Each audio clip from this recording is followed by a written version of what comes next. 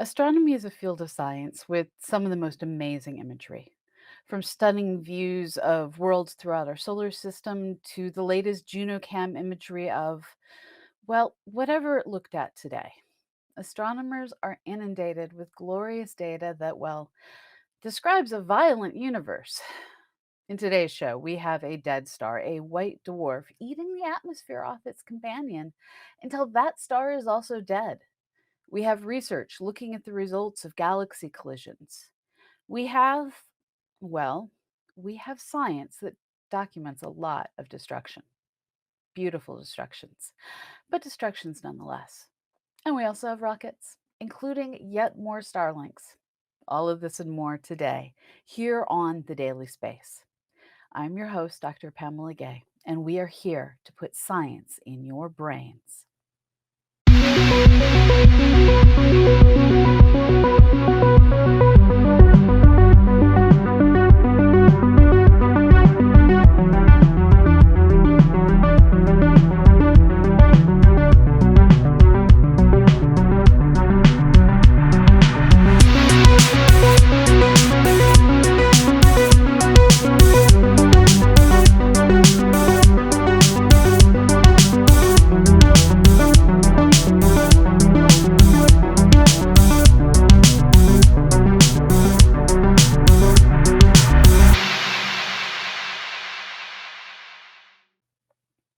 One of the most satisfying things that an observational astronomer can do is capture the light of an object theorists had predicted should exist, but no one has previously seen.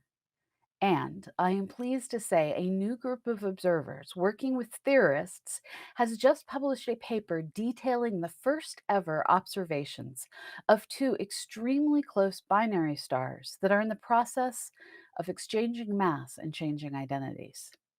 This work appears in the journal Nature and is led by Kevin Burge. This team had a straightforward goal: find pairs of stars that very closely orbit one another, including elder stars in dangerous places where one star is actively consuming its neighbor. Candidates were identified using the Zwicky Transient Facility, which looks for things that flicker and flare in the night. One of these stars, cataloged as ZTF J1813 plus 4251, was determined to have a 51-minute orbital period that was consistent with the larger star being deformed into something closer than an ellipsoid than a sphere. This system appears to be a pair of stars with the shortest ever seen orbit. The only way two stars can get this close and still glow brightly is if one object is a compact object like a white dwarf, while the other is a regular star that is having its atmosphere pulled off. These kinds of vampiric systems have been seen many times, but in the past we've only caught white dwarfs in the process of eating hydrogen from the outer atmospheres of their companion stars. According to theory, the white dwarf should keep eating its companion until it has consumed all that star's hydrogen and even some of the helium that surrounds its stellar core.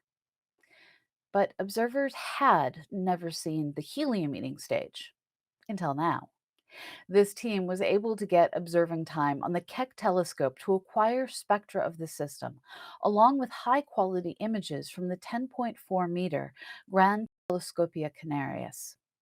According to Burge, quote, "This is a rare case where we caught one of these systems in the act of switching from hydrogen to helium accretion. People predicted these objects could transition to ultra short orbits, and it was debated for a long time whether they could get short enough to emit detectable gravitational waves. This discovery puts that to a rest." End quote. In the coming millennia, this vampiric white dwarf will consume all accessible material from its companion, and as a result, nuclear reactions in the companion will shut down, and the helium rich core will be left to shine as a new, very small white dwarf.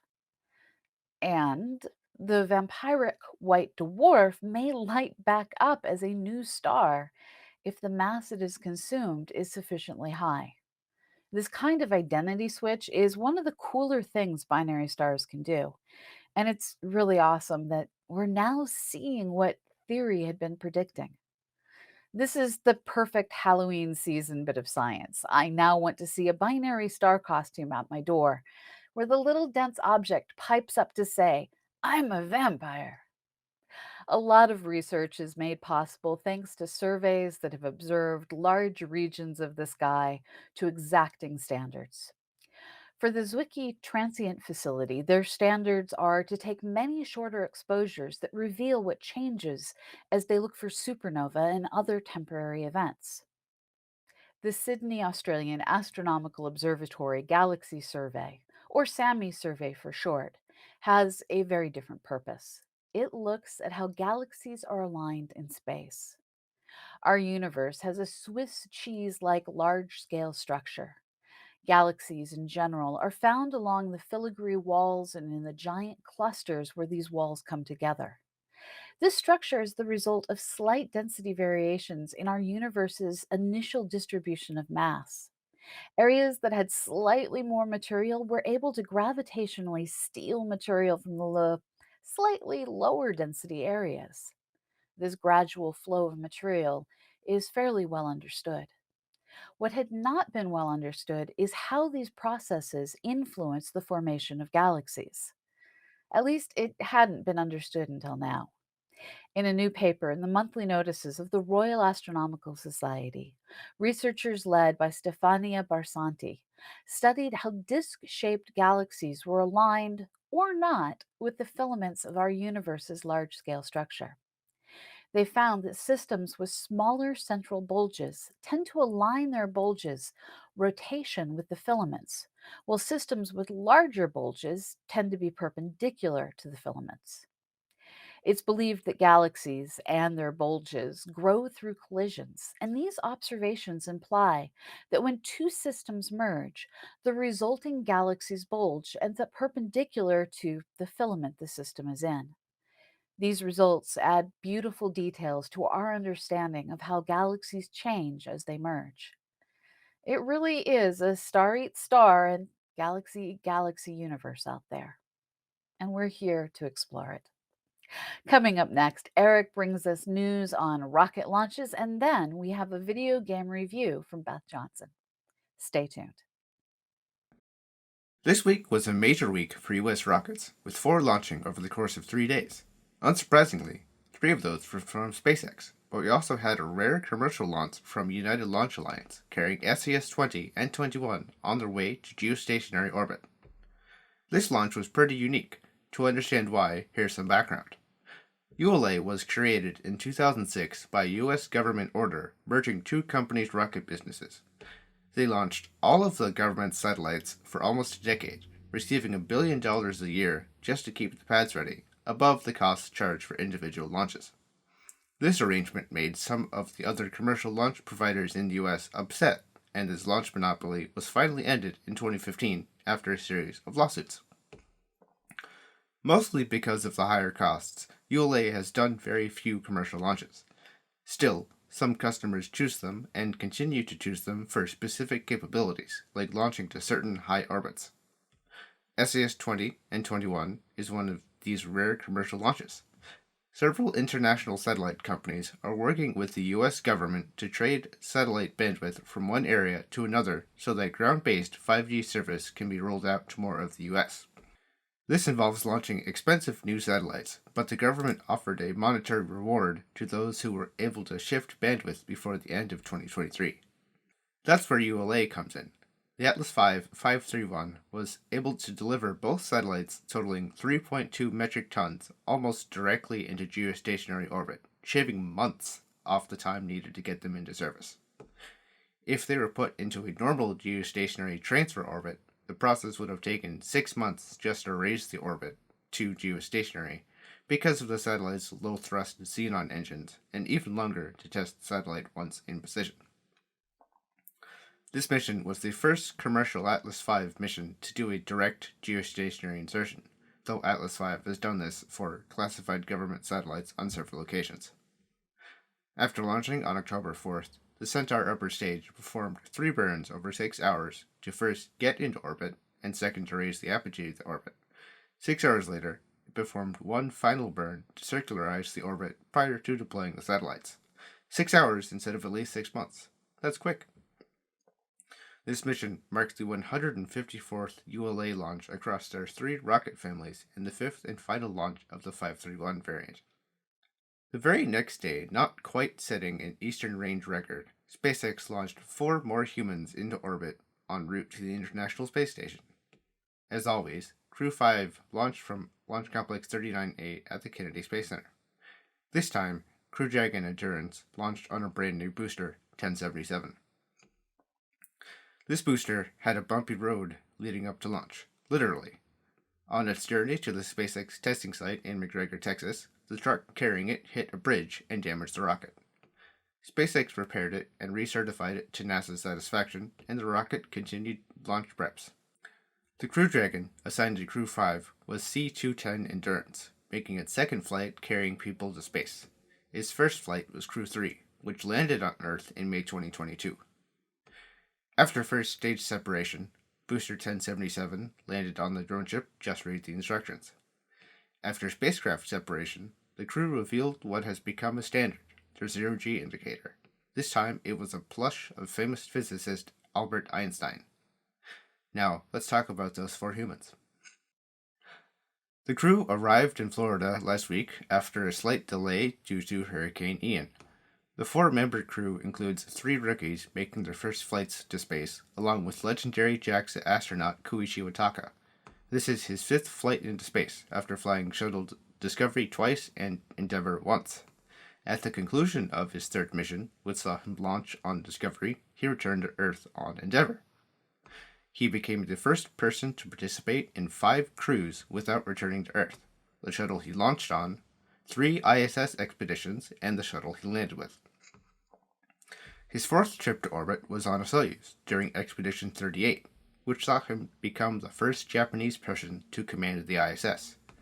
Cumulatively, he spent almost an entire year out of the last 20 in space. At the conclusion of this mission, he'll have spent almost a year and a half off the planet. The other 3 members of the crew included 2 NASA astronauts, Nicole Mann and Josh Cassata. They were originally assigned to fly on the Boeing Starliner's crewed flight test, but were reassigned after repeated delays to that spacecraft. This mission means Nicole Mann is the first Native American woman to go to space. Cassata holds a doctorate in physics and was a test pilot in the U.S. Navy. Both are from NASA Astronaut Class 21, all of whom have now flown in space. The crew is rounded out by Roscosmos cosmonaut Anna Kikina. She's the only active female cosmonaut at Roscosmos and just the 6th Russian woman to go into space. And she is the first Russian to launch on an American spacecraft in 20 years. Endurance is scheduled to dock with the ISS on the evening of October 7th and spend 6 months on the station. Crew 4 on Crew Dragon Freedom is scheduled to undock and return to Earth on October 12th after a 5-day handover period. Also on October 5th, SpaceX launched their 45th mission of 2022, and you don't even need to guess. It was another batch of Starlinks. This time, it was from Slick 4E at Vandenberg Space Force Base in Southern California, which had its usual low-level marine layer obscuring the moment of liftoff. Once it cleared the clouds, however, the view was quite impressive. Like the last Starlink mission, this launch used a relatively new booster, 1071, which had only flown 4 times previously. The booster successfully landed on the drone ship Of Course I Still Love You. The second stage deployed 52 satellites into orbit 1 hour after launch, following a 2-burn profile.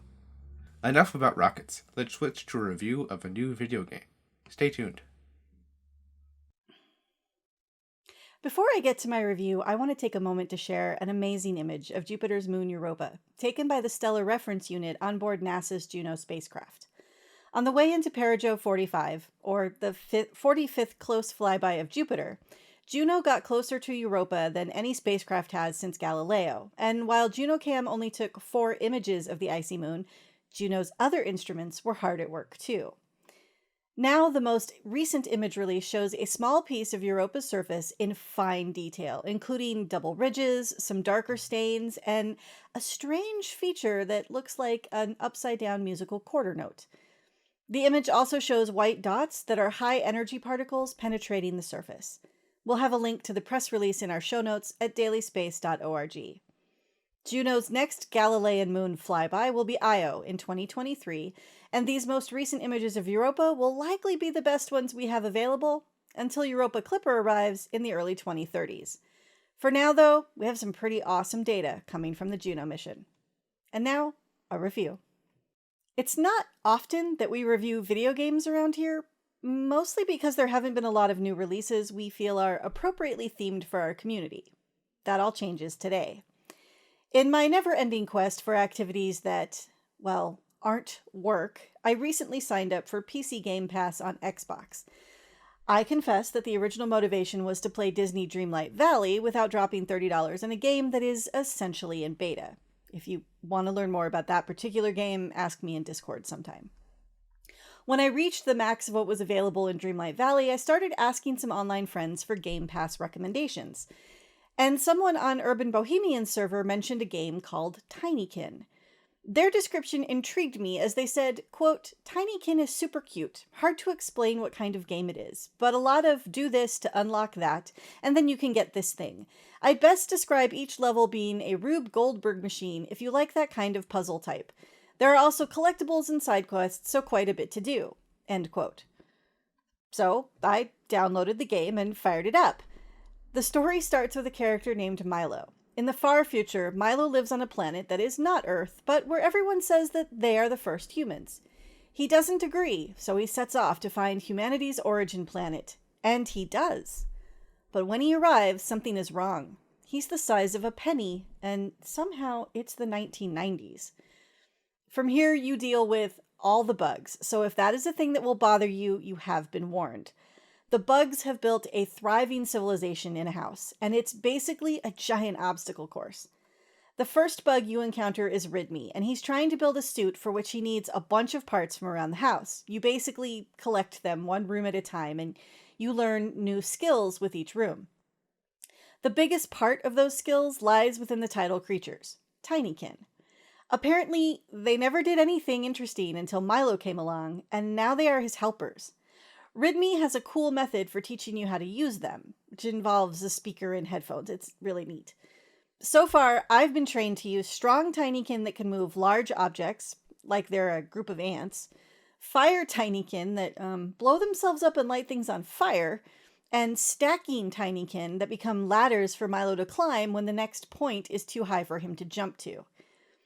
Each room has a main quest to acquire the part Ridme needs, and then a few subquests to acquire artifacts for another character. There's also pollen you collect to get better and better glider bubbles. Milo can jump, use a bar of soap as a skateboard, and float down in a bubble. As you gain glider bubbles, you can glide for longer distances. The game is just adorable. I love the Tinykin and Milo, and even the bugs are cute.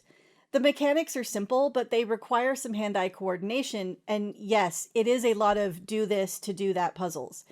I had to use a walkthrough guide on the first room because I was missing something, which turned out to be rather obvious when I read it. For the second room, I made it through everything without any outside help, and that felt pretty good. Oh, and I should mention that the quest in the first room involves the need to put a CD in a CD player, and the band's name is the Tardigrades. I cannot wait to see what kind of role they play in later rooms because tardigrades are awesome.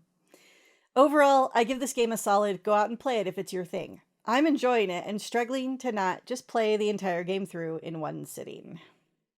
Tinykin was developed by Splash Team and published by Tiny Build. It's available on PC, PS4, PS5, Xbox One, Xbox Series XS, and Nintendo Switch.